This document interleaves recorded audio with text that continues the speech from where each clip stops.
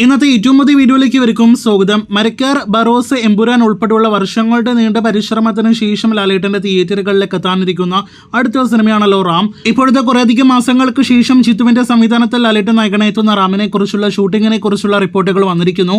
അത് പ്രകാരം സിനിമയുടെ ചിത്രീകരണം പുനരാരംഭിക്കാനായിട്ട് ഒരുങ്ങുന്നു.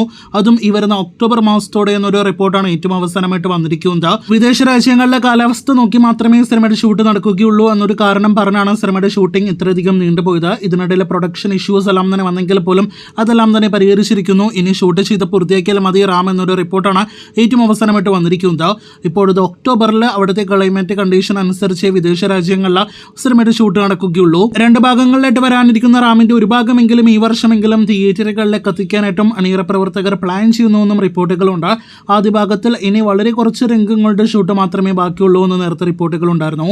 ഒക്ടോബറിൽ സിനിമയുടെ ഷൂട്ടിംഗ് പുനരാരംഭിക്കുകയാണെങ്കിൽ ദൃശ്യം 3 നേരത്തെ പറഞ്ഞുറപ്പിച്ച ഒക്ടോബർ മാസത്തെ ഷൂട്ട് നീണ്ടുപോകുമല്ലോ എന്നൊരു ആശങ്ക നമ്മുടെ പ്രേക്ഷകർക്കിടയിൽ ഉണ്ടാകും. മലയാളം ദൃശ്യം 3 ഷൂട്ട് ഒക്ടോബറിൽ തന്നെ ആരംഭിക്കുമെന്ന് ഒഫീഷ്യൽ വീഡിയോ സഹിതം അപ്ഡേറ്റ് വന്നതാണ്. അപ്പോൾ റാമിന്റെ ഷൂട്ടും ഒക്ടോബറിൽ തന്നെ വരികയാണെങ്കിൽ ആകെ ആശയക്കുഴപ്പത്തിലേക്ക് കാര്യങ്ങൾ പോകാനുള്ള സാധ്യതയുണ്ട്. എന്തായാലും റാം എന്ന സിനിമ വളരെ വർഷങ്ങളെടുത്ത് പല ഘട്ടങ്ങളിലായിട്ട് ഷൂട്ട് നടന്ന സിനിമയാണ്.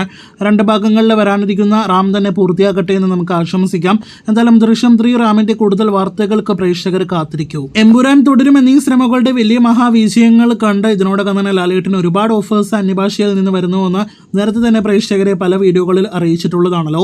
ഇപ്പോഴത്തെ ഇന്ന് വന്ന റിപ്പോർട്ടുകൾ പ്രകാരം ലാലേട്ടനെ തേടി അന്യഭാഷയിലെ ഒരു വമ്പൻ pan Indian big budget cinema, നിലവിൽ നമുക്ക് എല്ലാവർക്കും തന്നെ അറിയാവുന്ന ഒരു സിനിമയിൽ നിന്നും ലാലേട്ടന് ഓഫർ വന്നു കഴിഞ്ഞു എന്നൊരു റിപ്പോർട്ട് വന്നിരിക്കുകയാണ്.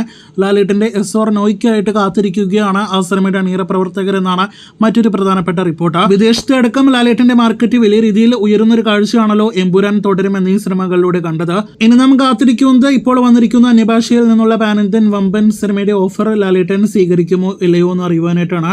കാത്തിരിക്കാം ആ സിനിമയെക്കുറിച്ചുള്ള കൂടുതൽ വാർത്തകൾക്കും വിവരങ്ങൾക്കായിട്ട്.